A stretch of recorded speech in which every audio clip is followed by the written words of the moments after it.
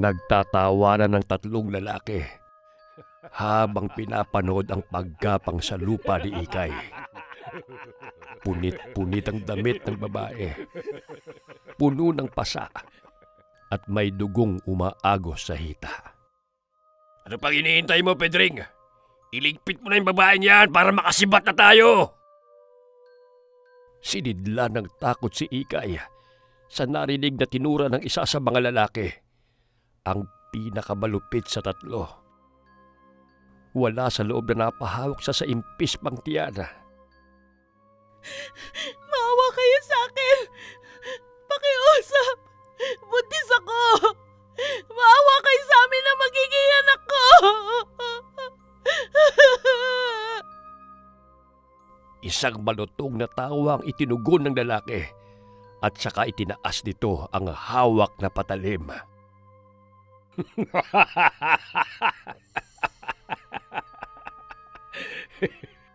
Yan mismo ang dahilan kung bakit kailangan ka naming iligpit. Dahil isa kang malaking sagabal sa kaligayahan ni Vanessa. Nanlaki ang mga mata ni Ikay dahil sa narinig. Sinong halang ang kaluluwa ang may pakana ng lahat ng iyon? Magsasalita pa sana ang babae. Pero sa halip ay napatigil na lamang nang maramdaman ang paghapdi ng kanyang tiyana. Sinaksak na siya ng lalaking nasa kanyang harapan. Napapikit na lamang ng mariin si Ikay habang tinatanggap ang malupit niyang kapalaran. Anumang ungol niya at pagsigaw para humingi ng saklolo ay wala ring saysay. Dahil sa lugar na kinaroroonan, walang sino mang makakarinig sa kanya o makakakita sa mga nagaganap. Patapos magawa ng tatlo ang krimen, ginisiyan lang nila ang isa't isa. Ngisi ng tagumpay. Pagkatapos ay mabilis lang tumalilis ang mga yon sa lugar. Parang gustong makidalamhati ng panahon sa sinapit ni Ikay. Dumilim ang langit. Sinabayan pa ng pagkidlat at pagkulog. Pilit na nagmulat ng mga mata si Ikay. Ginamit ang huling natitirang lakas at nagsalita habang lumuluha. Isinusumpa ko! Matitikpan niyang pait ng aking paghihiganti! Isinusumpa ko sa ngalan ng supling na nasa aking sinapupunan na kinitlan niya ng buhay! Sumasabay ang kanyang tinig sa malakas na bugso ng hangin at ulan. Bago malagutan ng hininga, ay inusal ni Ikay ang isang lihim na orasyon na tanging pamilya lamang niya ang nakakaalam.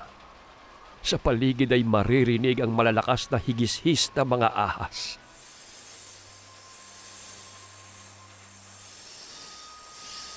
Gumapang ang mga ito sa wala ng buhay na katawan ni Ikay.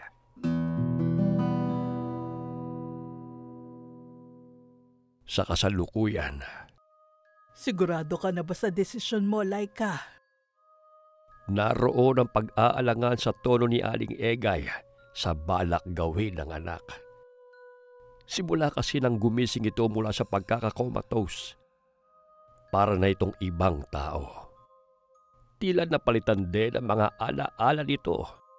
Oo naman, Nay. Saka malapit lang naman po ang papasukan ko.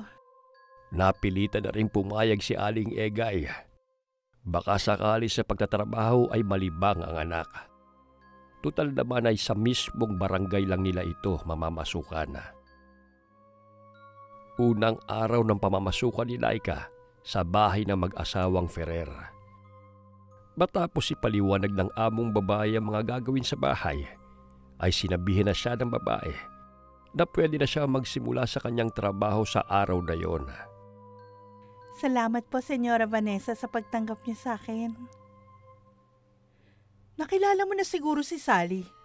Sa kanya mo na itanong kung nasaan ang uniforme na isusuot mo. Tumango naman si Laika at magalang na nagpaalam na. Katatalikod lamang ni Laika nang dumating naman si Aldrin ang asawa ni Vanessa. Siya ba ang kapalit ni Isidra? Yes, hon. Alis na ba tayo? Oo, para matapos na paghahanda para sa birthday ni Baby Angelo. 1 linggo na lang yun eh. Ang dami pa natin kailangang ayusin. Mabuti na lang nandito ngayon si Mama. Hindi tayo mag-aalala na maiwan si Angelo.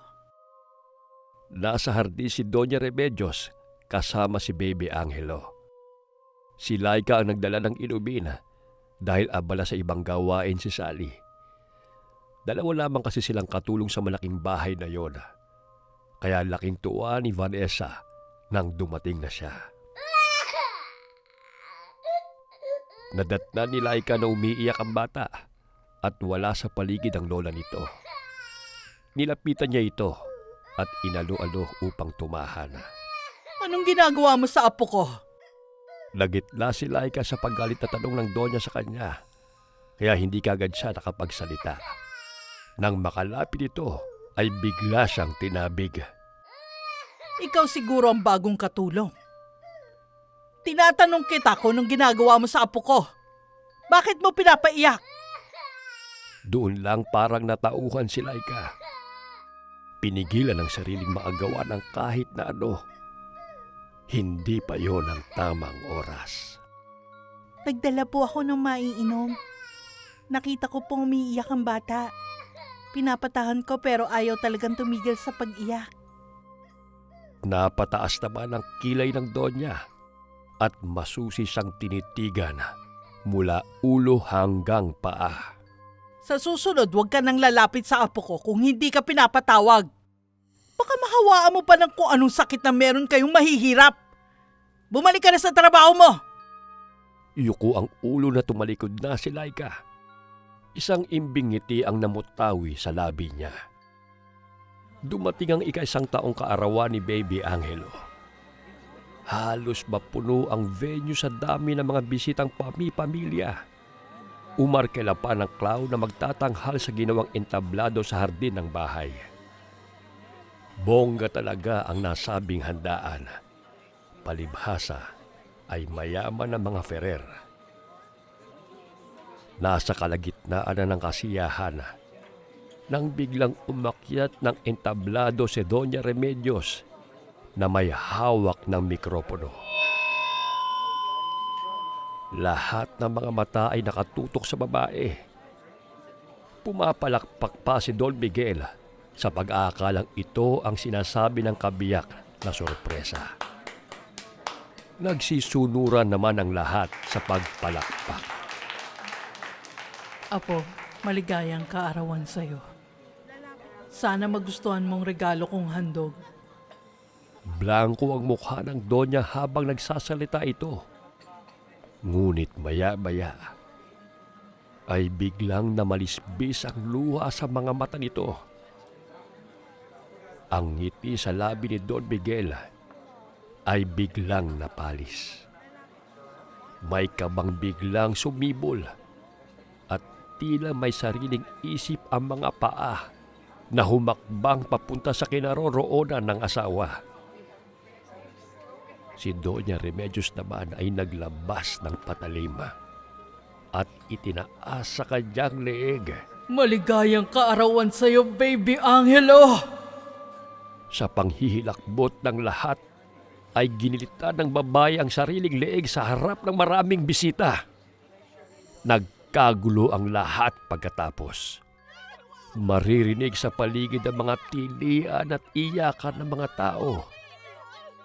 Samantala, sa isang sulok naman, ay labis ang kasiyahan ng nararamdaman ni Laika.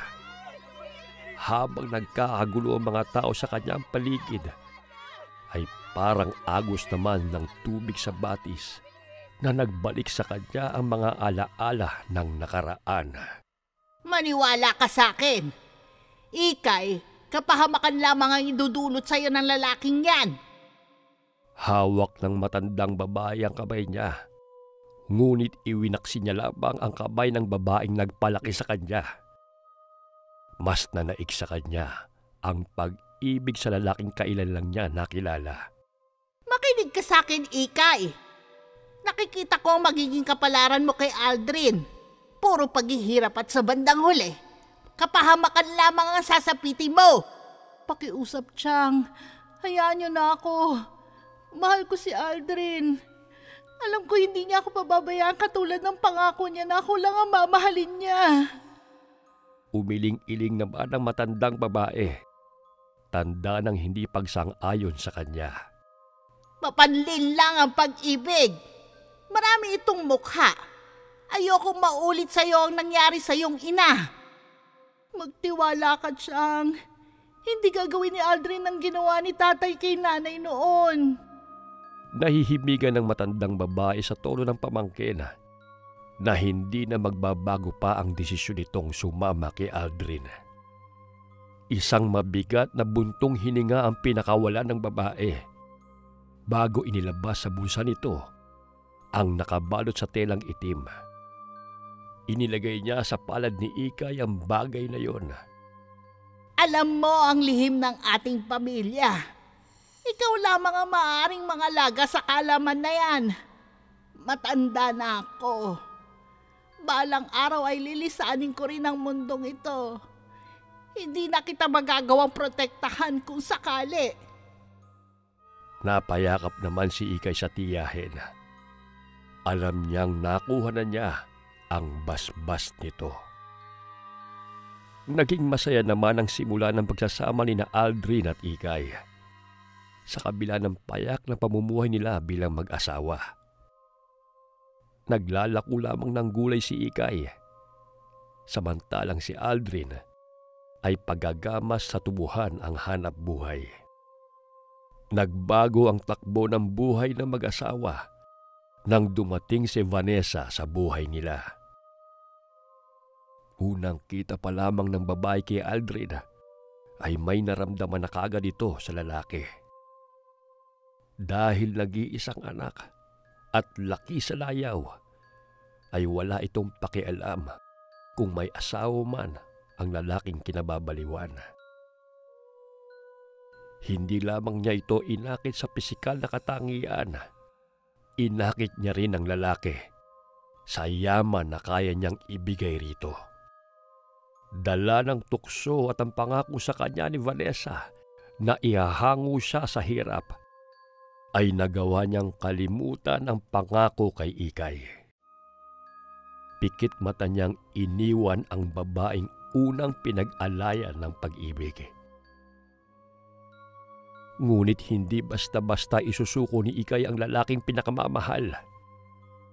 Nakipagkita siya kay Vanessa at kay Doña Remedios upang pakiusapan na hiwalay na si Aldrin, alang-alang sa magiging anak nila.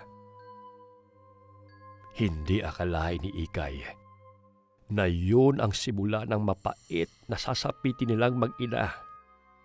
Baka kapag nalaman ni Aldrin na buntis ang babaeng yun, iwan niya ako, Mama. Baka balikan niya ang hampas lupang babaeng yun. Hindi mangyayari ang kinakatakutan mo, Iha. Hindi ipagpapalit ang asawa mo ang karangyaang natatamasa niya upang balikan ang basurang yon. Ako ang bahala sa lahat.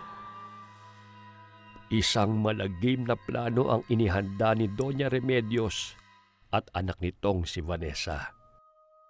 Pinadukot sa mga bayaran na tauhan si Ikay. Ngunit dahil may taglay ding ganda ang babae, nilapastangan muna siya ng mga iyon at iniwan sa pag-aakalang wala na siyang buhay. Lingid sa kaalaman ng mga iyon na may lihim na itinatago ang pamilya ni Ikay. Isang kapangyarihang itim na maaaring gamitin upang makapaghiganti. Nang gabing yun, habang nag-aagaw buhay, inubos ni Ikay ang natitirang lakas upang tawagin ang prinsipe ng kadiliman. Nais niyang gawing pambayad ang kaluluwa kapalit ng paghihiganti. Kasabay ng pagkalagot ng huling hininga ay ang kasunduan. Humiwalay ang isang itim na usok sa kanyang katawang lupa. Sa di kalayuan, isang babae ang patawid sana nang biglang sumulpot ang rumaragasang kotse.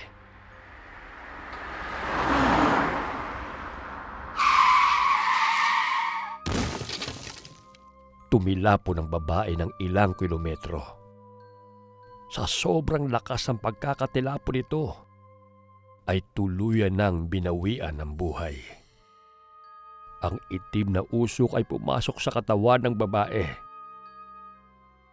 Isang buwan mula sa mahabang pagkakatulog ay nagising ito. Ngunit tila ibang tao na. Hindi kilala ang sarili at maging mga tao sa kanyang paligid. Tuluyang nabura ang alaala ni Laika at napalitan ng mga alaala ni Ikay. Nangyari yon bilang katuparan ng paghihigante ng babae sa lahat ng umapi at nagpahirap sa kanya. Unang nakatikim ng kanyang puot ay si Doña Remedios. Sa kaibuturan ng kalooban ni Laika, nagbubunyi ang totoong katauhang nagkukubli sa katawan ng dalaga. Lumipas ang isang linggo matapos ang nakagigimbal na pangyayari sa kaarawan mismo ni Baby Angelo. Palaisipan pa rin sa pamilya at ilang malalapit na kaibigan kung anong sumagi sa isipan ni Doña Remedios upang gawin ang bagay na yon sa sarili. Habang nasa silid si Laika, may inuusal siyang hindi maunawaan ng mga salita habang nasa harap ng 3 itim na kandila. May hawak siyang manikang marugis. Maya-maya ay kinuha niya ang isang kandila at pinataka ng mga paa ng manika. Hindi niya yun tinigilan hanggat hindi napupuno ng patak ng kandila ang buong manika. Nang masiyahan, kinuha naman niya ang karayom at tinusok ang paa ng manika.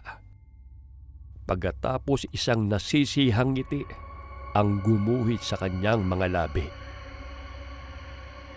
Sa loob ng silid ni Don Miguel ay nagkakagulo ang mag-asawang Aldrin at Vanessa dahil bigla na lamang nabuwal ang matanda habang kausap ang anak. Sumisigaw ito sa sobrang sakit ng mga paa. Hanggang sa nawala na yun ng malay. Dahil hindi na kinayang sakit at habding nararamdaman na walang nakakaalam kung saan nanggagaling. Isinugod na mag-asawa si Don Miguel sa ospital, ngunit idineklara na itong DOA ng doktor na tumingin. Kasama si Don Miguel sa mga taong lumapastangan kay Ikay ng gabing yun. Dahil sa pagmamadaling makatakas sa lugar na yun, ay hindi na nila napansin ang babaeng patawid. Imbis na tulungan ng nasagasaan, ay walang pakialam nila yung iniwan. Isang hapon, habang nasa bakuran si Sally at nagdidilig ng halaman, ay nilapitan ito ni Laika na may kakaibang aura. Nalalapit na ang oras. Kung gusto mo hindi madamay sa gupit ng galit ko, umalis ka na sa bahay na to sa lalong madaling panahon. Napakunot noon naman si Sally na tinitigan siya. Baka sa mukha nito ang pagtataka sa kanyang mga sinabi. Nakaramdam naman ang kakaibang kilabot ng babae nang makita ang kakaibang kislap sa mga mata niya. Nakatitiyak ito na hindi na siya ang dating Laika na kilala nito. May kung ano sa kanya ang nagpapatayo ng balahibo ng kaharap. Anong sinasabi mo? May sakit ka ba? Dahil ba sa nangyari sa mga magulang ni Senyora Vanessa kaya ka nagkakaganyan? Sundin mo na lang ako kung ayaw mo pang mamatay. Maririnig sa buong paligid ang higis-his ng napakaraming ahas.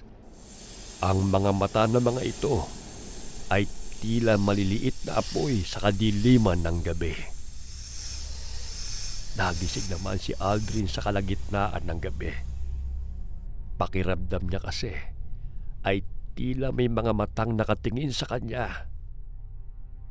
Naisipan niyang puntahan ang anak sa kabilang silid. Ngunit pagdating niya roon ay wala si Angelo. Nakaramdam siya ng kakaibang takot.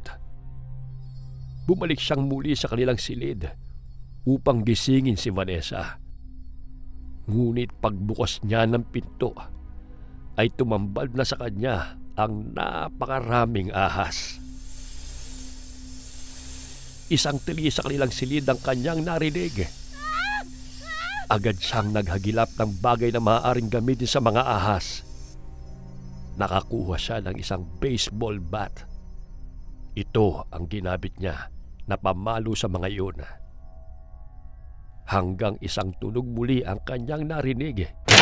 Biglang nagpulasa ng mga ahas. Sinundan ng mga iyon ang pinanggalingan ng tunog. Nang wala nang natirang ahas sa silid nila, ay agad niyang hinanap ang asawa. Naabutan niya ang babaeng takot na takot sa loob ng banyo. Kailangan natin makalabas dito. Si Angelo! Kailangan natin siyang puntahan! Wala siya sa kanyang silid. Baka kasama ng mga katulong. Magkahawak kamay silang lumabas ng silid. Lingid sa kalaman nila. Malayo na ang nararating ni Sally kasama si Angelo. Hindi maatim ng babae na pati ang bata ay madamay sa balak ni Laika o kung sino mang demonyo ang sumapi sa kaibigan niya.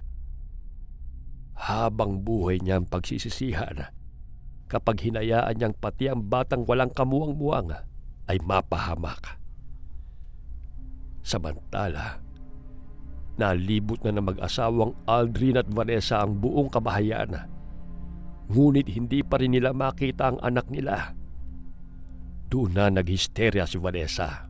Baka kung ano na nangyari sa anak natin! Huwag ka mag-isip ng ganyan. Maaaring naitakas na siya ni Sally. Kailangan natin makahingi ng tulong.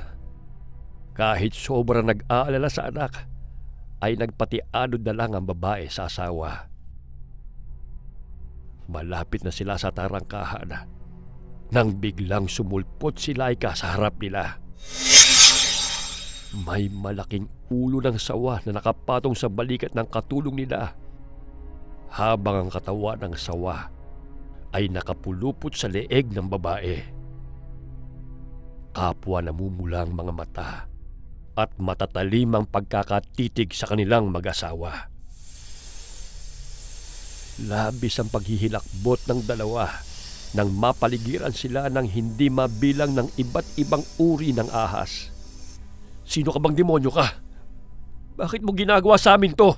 Pagkatapos ka namin tanggapin sa bahay na to, ito pa ang igaganti mo? Nasaan ang anak namin? Bago ko kayo isunod kina Don Manuel at Doña Remedios, hayaan niyo muna ang mga sarili niyong alalahanin ng mga paghihirap at kahayupang ipinaranas niyo sa akin. Bakit mo ginagawa sa amin to? Isang makamandag na ahas ang hindi namalaya ng dalawa na lumapit at tinuklaw sila. Kasabay ng pagkalat ng lason sa mga katawan nila ay ang pagragasa ng mga alaala ng isang babae. Bago pa maibulalas ng dalawa ang pangalan ni Ikay, ay umurong na ang kanilang mga dila. Naparalisa na rin ang buo nilang katawan. Nakatitig na lamang sila sa babae na nakangising nakatunghay sa kanila. Magkikita na rin kayo ng mga biyanan mo, Aldrin. Buhay mo ang kabayaran sa pagtalikod mo sa ating sumpaan. Dalhin mo sa hukay ang karangyaang pinili mo. Binalingan naman niya si Vanessa na kahit paralisado na ay mababakas pa rin sa mukha ang sakit at takot na nararamdaman. Hinihintay ka ng mga magulang mo sa pupuntahan nyo. Labis na kasiyahan sa akin ang makita ang paghihirap nila bago malagutan ng hininga.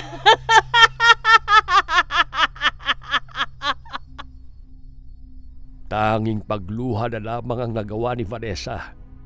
Maya-maya pa ay pinagkumpulan na silang mag-asawa ng mga ahas. Nagpiesta ang hindi mabilang na ahas sa kanilang mga katawan.